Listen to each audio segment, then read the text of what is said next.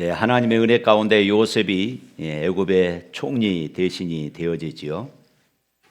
요셉이 애굽의 총리가 되어서 7년 동안 풍년을 맞이하고 그 이후에 7년에 흉년을 맞이하게 되어집니다. 하나님은 이 요셉에게 지혜를 주셔서 7년의 풍년 기간 동안에 많은 곡식들을 비축하게 해서 그 다음에 다가오는 7년의 흉년을 대비하도록 했습니다. 그리고 7년 흉년이 시작되었습니다. 7년의 흉년이 시작되어지자 애굽의 백성들이 모두가 다 이 요셉 앞에 와서 곡식을 사갑니다. 애굽의 백성들뿐만 아니라 주변 나라에 특별히 야곱의 가족들도 이곳에 와서 이제 곡식을 사가게 되어집니다. 그래서 요셉의 형들과 이제 요셉이 만나게 되어지지요. 그 내용이 창세기 42장부터 46장에 이르기까지 요셉과 요셉의 형제들이 만나는 이 기록을 담고 있습니다. 그리고 결국 요셉이 아버지와 형들과 온 가족들을 애굽으로 내려오게 해서 이제 애굽의 고센 땅에서 그렇게 살게 했지요. 그러고 나서 이제 오늘 본문 말씀에 보면은 요셉의 아버지 야곱과 그리고 애굽의 왕 이 바로가 만나는 모습을 볼 수 있습니다. 오늘 본문 말씀에 이 7절 말씀에 보면은 이렇게 말하지요. 요셉이 자기 아버지 야곱을 인도하여 바로 앞에 서게 하니 야곱이 바로에게 축복하며. 요셉이 자기 아버지를 바로 왕 앞으로 인도했습니다. 그러자 이 야곱이 이제 바로 왕을 축복합니다. 일찍이 이 야곱의 일생을 한번 돌이켜 보면은 이 야곱은 쌍둥이 형제로 태어나서 쌍둥이 둘째로 그렇게 태어났습니다. 옛 이스라엘의 이 풍습은 맏아들이 상속권과 그리고 축복권을 가지게 되었지요. 야곱은 둘째 아들로 태어났기 때문에 이 축복권도 그리고 상속권도 가질 수가 없었습니다. 그래서 야곱은 형 에서에게 팥죽 한 그릇을 통하여서 장자의 명분을 삽니다. 뿐만 아니라 이제 나이가 들어서 이 아버지가 앞을 볼 수가 없는 그런 시기에 눈먼 아버지를 속여서 장자에게 주어야 할 축복을 야곱이 또 가로채기도 합니다. 이 일로 인하여서 어떻게 됩니까? 야곱은 결국 자기 고향, 자기 아버지 집을 떠나서 도망쳐야 하는 그런 삶을 살게 되어지지요. 그리고 일평생 나중에 이제 고향 땅으로 돌아오기까지 20년의 세월이 흐르지만은 그 이후에도 형과 함께 정착하지 못하고 그런 평생을 이 나그네로 살아야 했습니다. 아버지를 속이고 출발한 이 야곱은 이제는 자기 아들들에게 속임을 당하게 되어지지요. 그토록 사랑했던 아들 이제 요셉이 사나운 짐승의 밥이 되어져서 죽었다는 거짓 소식을 듣고서 야곱은 이 피 묻은 옷자락을 얼굴에 대고 울고 또 울었습니다. 자식들로부터 속임을 당하는 기간은 무려 20년이 넘게 그렇게 속임을 당하고 있었지요. 멀쩡하게 살아있는 아들을 죽은 줄로만 알고 있다가 죽은 줄로만 알고 20년 동안 눈물로 살아야 했습니다. 야곱은 오래전에 사랑하는 여인을 얻기 위하여서 7년 동안 열심히 일했어요. 첫날 밤을 보내고 났더니 자기가 사랑하는 여인이 아니라 그의 언니 레아였습니다. 애삼촌에게 속았지요. 삼촌으로부터 속았습니다. 그는 속이면서 출발을 했으나 그의 인생이 또한 속으면서 살아야 하는 그런 험난한 삶을 살았으며 누구도 믿을 수 없는 고독한 인생을 산 사람이 바로 이 야곱이라고 할 수 있습니다. 형과의 싸움을 선언한 이 야곱은 이 애삼촌 나반과의 괴로운 그런 싸움을 해야 했습니다. 억지로 빼앗은 축복이 평안할 수가 없었어요. 형으로부터, 아버지로부터 억지로 속이고 빼앗았던 이 축복이 자기의 삶을 풍성하게 하지 못했다는 것입니다. 딸 디나의 수모를 목격해야 했습니다. 아들들이 살인하는 모습을 보아야 했어요. 쉽게 말하면 야곱의 인생은 파란만장한 그런 인생길을 걸어왔어요. 그러던 어느 날 죽은 줄로만 알았던 이 요셉이 살아서 저 넓은 대국의 애굽의 총리 대신이 되었다는 이 소식을 듣게 되어졌습니다. 야곱은 서둘러서 70명의 이 가족들을 거느리고 이제 애굽으로 내려가게 되는 것이지요.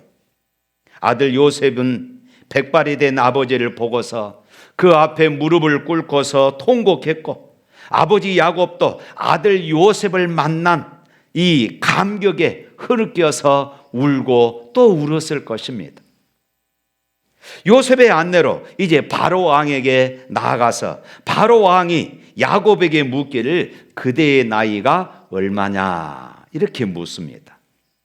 그럼 오늘 설교 제목이 그것이죠. 내 나이가 얼마뇨?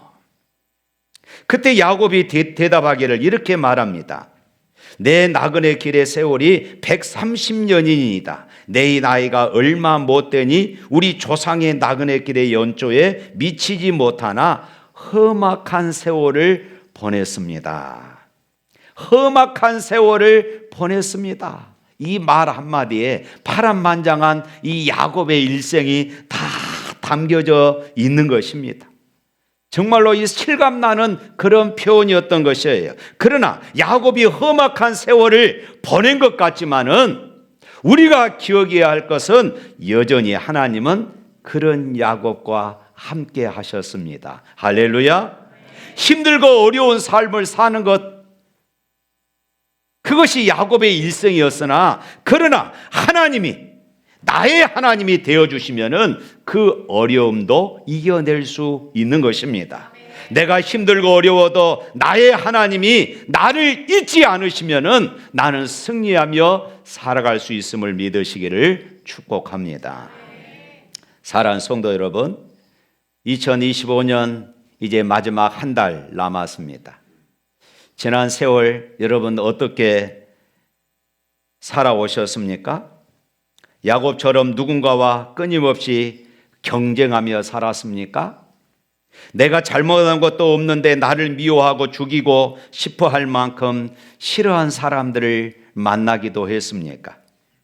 때로는 아끼던 사람, 소중한 사람과 헤어지고 죽음을 보기도 했습니다.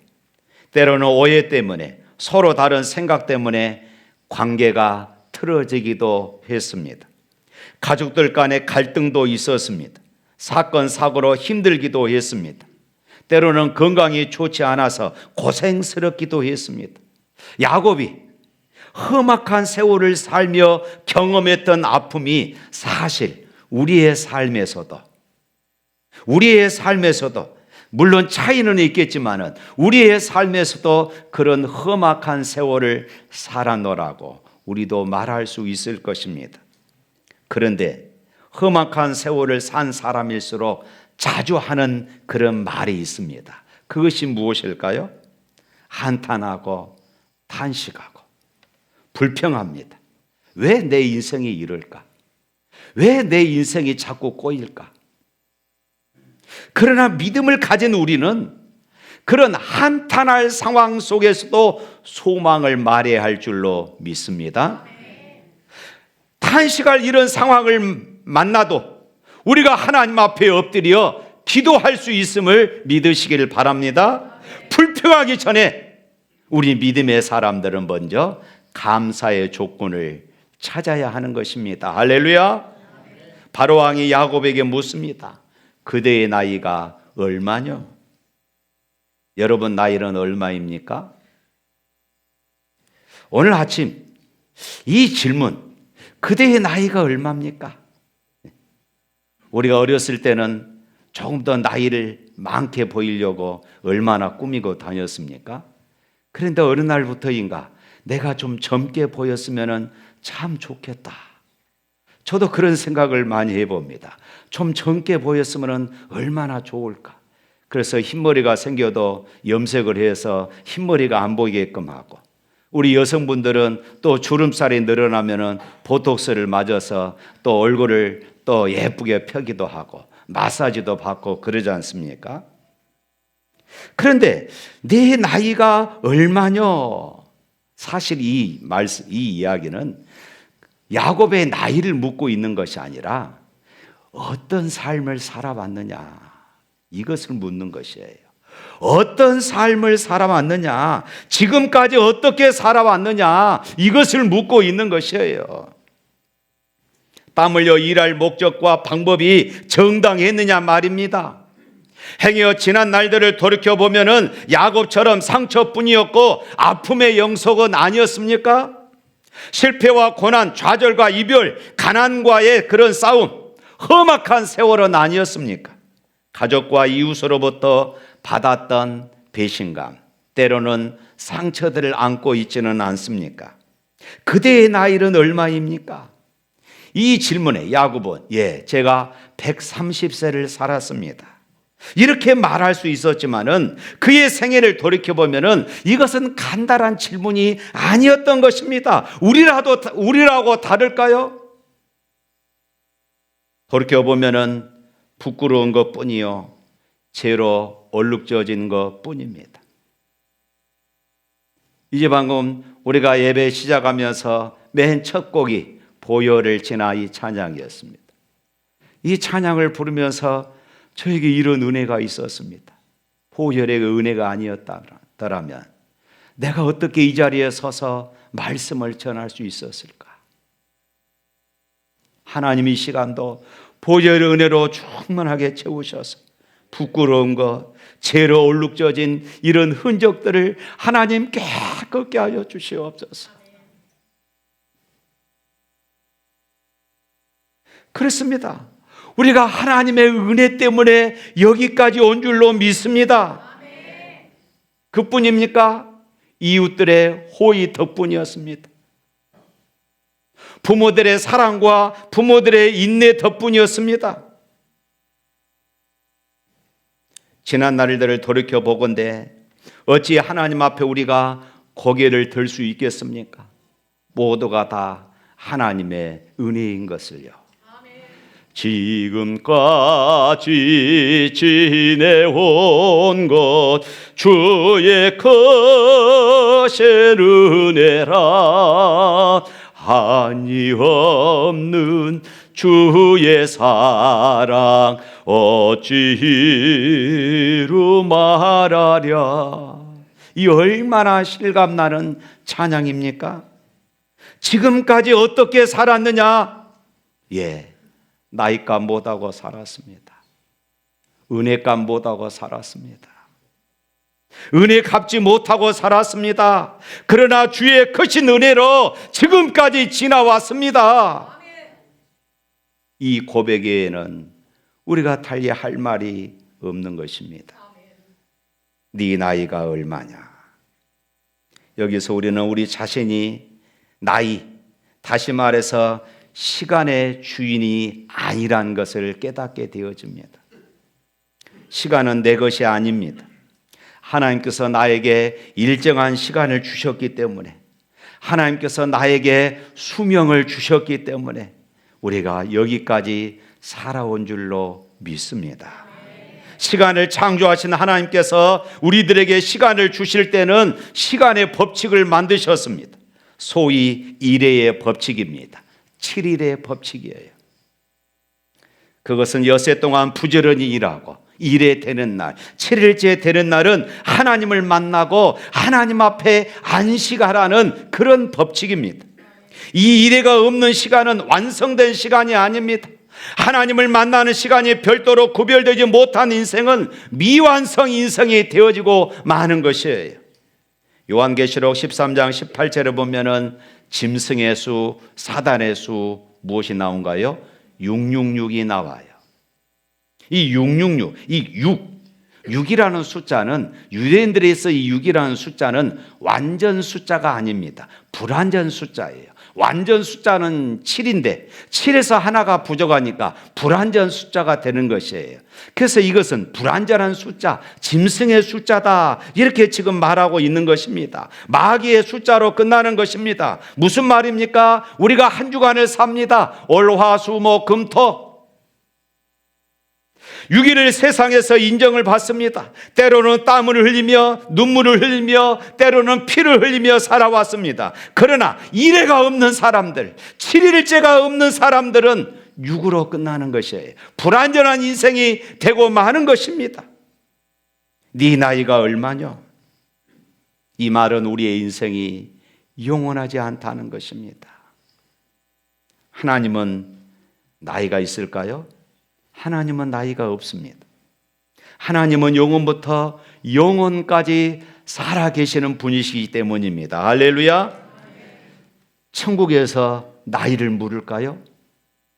천국에서도 나이가 의미가 없습니다.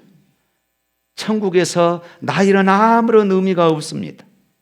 그런데 여기에서 네 나이가 얼마뇨? 이렇게 묻는다는 것은 우리의 인생이, 우리의 생명이 아직 이 땅에 있다는 것입니다.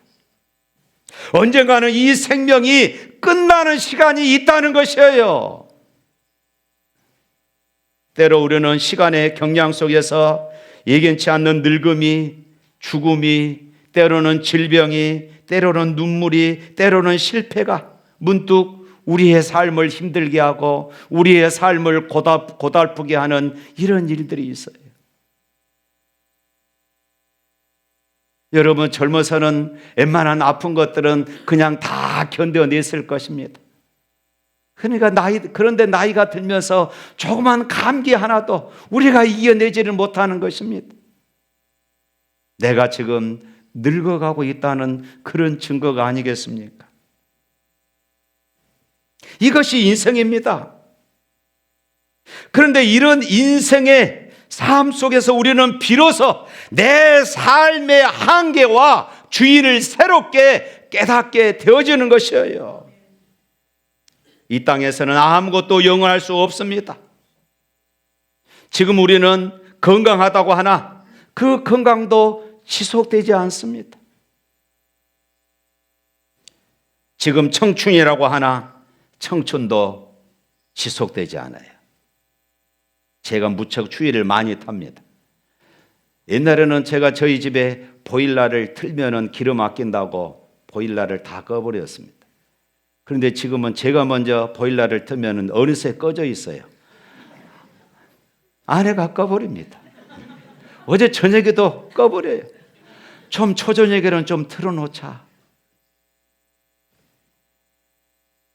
종종 우리 교회 청년들이 이 한겨울에 반팔 티셔츠 입고 다닙니다.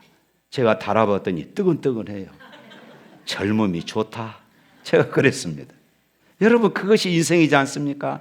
그런데 나이가 들면서 춥습니다.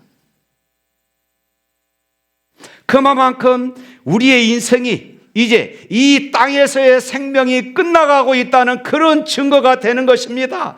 그러면 우리는 어떻게 해야 됩니까? 겸손할 줄 알아야 한다는 것이에요. 겸손할 줄 알아야 하는 것입니다. 이 땅은 영원하지 않는다는 것이에요. 그래서 솔로몬은 전도서 12장 1절 2절에서 이렇게 고백합니다. 한번 읽어볼까요? 너는 청년의 때에 너의 창조주를 기억하라. 곧 공고한 날이 이르기 전에 나는 아무 낙이 없다고 할 해들이 가깝기 전에, 해와 빛과 달과 별들이 어둡기 전에, 비 뒤에 구름이 다시 일어나기 전에 그리하라. 청년의 때는 걱정할 것이 없습니다. 그러나 내가 공고할 때가 되어질 때에, 그 날에 이르기 전에 먼저 하나님을 기억하라는 것입니다. 하나님을 찾으라는 것입니다. 여러분, 생명의 날들을 헤아려 볼 줄 아는 지혜가 있어야 합니다. 건강을 잃고 건강의 소중함을 발견하는 것도 귀중하고, 늙은 후에 청춘의 선물됨을 감사한 일도 중요하지만은 지금입니다. 지금 지금 내가 서 있는 이 자리를 내가 소중하게 여겨야 할 줄로 믿습니다. 젊은 사람들을 보면서 아이고 나도 저럴 때가 있었는데 한숨 짓지 마십시오. 지금 내 모습 이대로를 하나님 앞에 감사할 수 있기를 주님의 이름으로 축복합니다. 우리의 인생 두 번 주어지지 않습니다. 인생은 연습이 없어요. 인생은 시행착오가 많습니다. 그럼에도 불구하고 연습이 없습니다. 한 번 주어진 인생, 한 번 걸어가면은 그것으로 끝나는 것이 우리의 인생이 아니던가요? 내 나이가 얼마냐? 이제 이 무릎은 단순히 어떤 육체적인 그런 나이뿐만 아니라 영적인 나이를 묻고 있는 질문일 수도 있습니다. 교회에 다닌 지 얼마나 됐습니까? 이것을 묻는 것이 아닙니다. 세례 받은 지 얼마나 됐습니까? 이것을 묻는 것이 아니에요. 직분이 무엇입니까? 이것을 묻는 것이 아닙니다. 영적인 성숙도를 묻고 있는 것이에요. 인생은 오랫동안 살았는데, 나이 들었는데 영적으로 미성숙한 사람들이 많이 있습니다. 교회만 오래 다닌다고 신앙의 성숙이 없으면서 연륜으로 내가 교회를 오래 다녔기 때문에 내 신앙은 이만큼 성장했다고 착각하는 사람들이 교회 안에 얼마나 많은지 몰라요. 속고 있는 것이에요. 교회 안에 아직도 구원을 경험하지 못한 사람들이 있습니다. 참으로 거듭나셨습니까? 영생을 얻었습니까? 오늘 인생이 마지막 날이라고 한다면은, 오늘 이 땅에 예수님이 재림하신다고 하면은 아멘 주 예수여 오시옵소서 할렐루야 하면서 맞이할 분, 자신 있게 말하실 분들 계십니까? 정말로 내 인생의 주인이 예수님이십니다 고백하며 내 욕심을 내려놓고 나의 이기심을 내려놓고 예수님이 내 인생의 주인으로 고백하는 그런 삶을 살아갈 수 있기를 축복합니다. 영적인 어린아이들이 있습니다. 어린아이들은 참 순진합니다. 그렇지만은 모든 일이 자기 중심적입니다. 모든 것이 자기 중심이에요. 자기밖에 모릅니다. 자기 고집. 다른 사람이 나를 인정해 줘야 합니다. 다른 사람들이 나를 알아줘야 합니다. 내가 편리해야 합니다. 교회 안에서도 이런 성도들이 있다는 것입니다. 언제나 나 중심이에요. 신앙의 연륜은 있지만은 공동체 전체를 보지 못하고 언제나 나 중심입니다. 이제는 제발 좀 어린아이 티를 벗을 수 있기를 축복합니다. 영적인 장년들이 있습니다. 부모의 입장에 도달한 그런 신앙에 성숙한 사람들이에요. 모든 가치관이 자기 희생적입니다. 누구를 포용할 줄 알고, 성도들을 이해할 줄 알고, 용납할 줄 알고 오래 참습니다. 교회 안에서 다음 세대들을 생각하고 연약한 성도들을 품을 줄 압니다. 손가락질 하기 전에 그들을 위해서 기도합니다. 그들을 위해서 혀끝을 차기 전에 그들을 위해서 하나님 앞에 엎드려 기도합니다. 여러분, 교회 안에서 이처럼 아버지의 마음, 어머니의 마음을 가진 성도들이 되시기를 주님의 이름으로 축복합니다. 내 나이가 얼마냐? 여러분의 영적인 나이는 얼마나 됐습니까?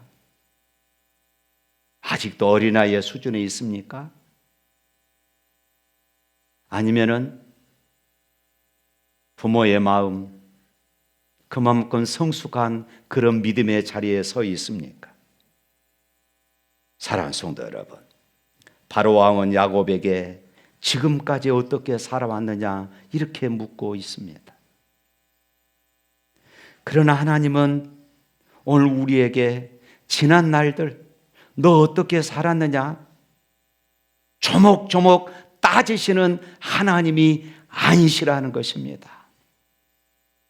하나님은 그 모든 것들을 은혜로 덮어버리시고, 그렇다면 너 앞으로 2026년은 어떻게 살 것이냐? 우리에게 그렇게 묻고 계시는 것이에요. 네 나이가 얼마냐? 이 질문의 결국은 앞으로 네가 어떻게 살 것이냐? 라는 이런 질문이 될 수가 있는 것입니다. 지금까지 그렇다고 치고 이제 2026년은 어떻게 살아갈 것이냐? 우리에게 묻고 있는 것이에요. 스티븐 코비 박사가 성공하는 사람들과 그리고 실패하는 사람들의 시간 관리를 조사해 봤습니다. 실패한 사람들은 대개 별로 중요하지 않는 일, 그러면서도 급한 일에 매여 사는 사람들이었다고 그럽니다. TV 보는 시간이 너무 깁니다. 전화 거는 시간이 너무 길어요. 1시간 동안 전화하고 나서 야, 바쁘니까 끊자, 나중에 만나서 다시 이야기하게. 아직도 할 이야기가 많이 남아있는 것입니다. 컴퓨터 게임에 매달립니다. 쓸데없는 참견에 그렇게 많이 앞장섭니다. 이런 사람들은 인생을 실패하며 살다라는 것이에요. 그러나 성공하는 사람들은 급한 일이 아니라 가치 있고 그리고 중요한 일에 관심과 시간을 할애하는 사람들이라는 것이에요. 주변 사람들, 윗사람들, 아랫사람들과 좋은 인간관계를 구축하기 위해서 많은 노력을 하는 사람들이 성공하더라는 것입니다.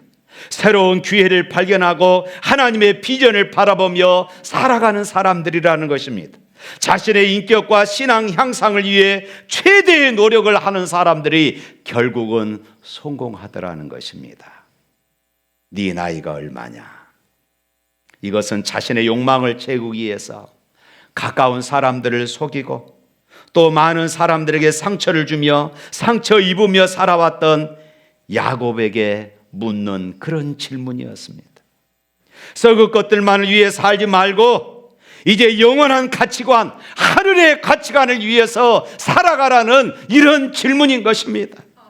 이 땅의 것들이란 밥을 먹으면은 다시 배설물로 흘러가듯이 썩고 없어질 것들 뿐입니다.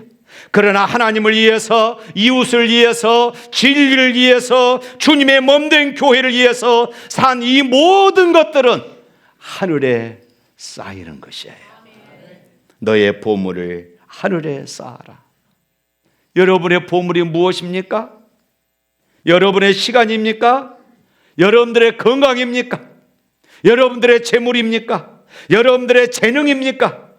여러분들이 믿음의 눈으로 하늘의 커튼을 활짝 열고 한번 하늘의 창고에 우리의 보물이 얼마나 쌓여 있는가 한번 바라보시기를 바랍니다.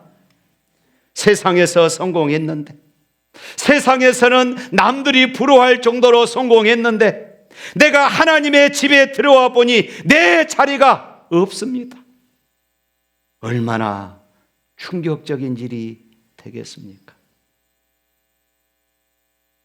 실제로 마태복음 25장에 보면 그렇지 않습니까? 주님, 무슨 말씀하십니까? 내가 예수 이름으로 봉사도 하고 예수 이름으로 선지자 노릇도 하고 예수 이름으로 순종하지 않았습니까?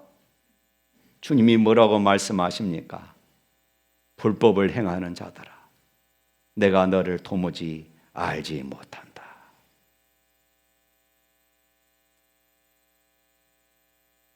어쩌면 그것이 먼 훗날 우리의 모습이 될 수도 있다는 것이에요. 사랑하는 성도 여러분, 지난 1년 헐떡거리며 달려온 열매가 무엇입니까? 지난 1년 동안 우리가 땀 흘리고 수고하고 열심히 살아왔는데 열매가 없다면 어떻게 되겠습니까? 급한 것 때문에 소중한 것을 놓치지 마십시오. 현실적인 것 때문에 영원한 것을 놓치지 마십시오. 땅의 것들을 얻느나 하늘의 상급을 잃지 마시기를 축복합니다. 성공 때문에 가족에게 상처를 주고 이웃을 버리지 마십시오. 세상 때문에 교회와 천국을 상실하며 살지 마십시오. 사랑하는 성도 여러분, 지난 시간 돌아보니 내 재주로 사는 것만 같습니다. 내가 땀 흘리면 잘 살 줄 알았습니다. 그런데 아니었습니다. 하나님의 은혜였습니다. 주님이 함께 하시고 하나님의 은혜를 베풀어 주신 것입니다. 오늘 내가 여기에 있고 하나님의 은혜를 우리에게 주셨기에 내가 오늘 여기에 있는 것입니다. 그렇지만 하나님이 은혜를 거두어 가시면은 내가 가지고 있는 모든 것들은 다 무너져 버리는 것이에요. 지나온 모든 세월들 돌아보아도 그 어느 것 하나 주의 손길 안 미친 것 전혀 없네. 할렐루야. 네 나이가 얼마뇨? 네 나이가 얼마뇨? 남은 시간이 많지 못합니다. 우리가 이제 나이값 하면서 살아야 합니다. 젊은이는 젊은이로서 인생의 값이 있는 것이고, 우리 나이 드신 분들은 나이 든 사람으로서 해야 할 그런 일들이 있는 것입니다. 하나님이 이 시간 우리에게 묻고 계셔요. 네 나이가 도대체 얼마냐? 우리가 하나님 앞에 자신 있게 대답할 수 있기를 주님의 이름으로 축복합니다. 우리 찬양하겠습니다.